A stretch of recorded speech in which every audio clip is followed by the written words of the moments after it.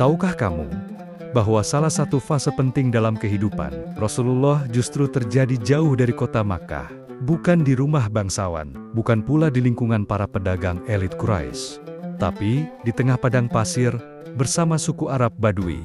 Ini adalah kisah yang jarang dibahas, namun sangat berperan dalam membentuk karakter luar biasa Nabi Muhammad pada masa itu.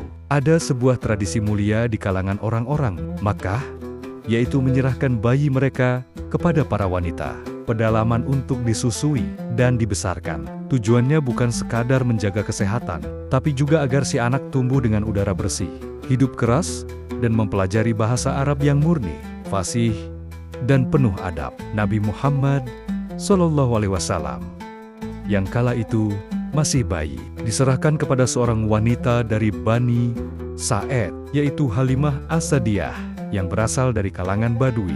Halimah bukan wanita kaya. Ia bahkan datang ke Makkah dalam kondisi miskin, bersama suaminya dan seekor unta yang lemah. Tapi takdir Allah berkata lain. Begitu Halimah menerima bayi Muhammad ke dalam pelukannya, keberkahan mulai mengalir dalam hidup mereka. Ternaknya menjadi gemuk, susunya mengalir deras, padang gembalaan mereka menghijau. Semua ini terjadi ketika Muhammad kecil hadir di tengah keluarga mereka. Selama beberapa tahun, Nabi Muhammad SAW hidup dan tumbuh dalam suasana kerasnya alam pedalaman, jauh dari gemerlap kota. Ia belajar hidup mandiri, mengenal kejujuran, kesederhanaan, dan keberanian. Sifat-sifat yang kemudian menjadikannya pribadi yang tangguh, rendah hati, dan disegani. Suku Badui yang dikenal kasar oleh sebagian orang, justru menjadi sekolah kehidupan pertama bagi Rasul akhir zaman.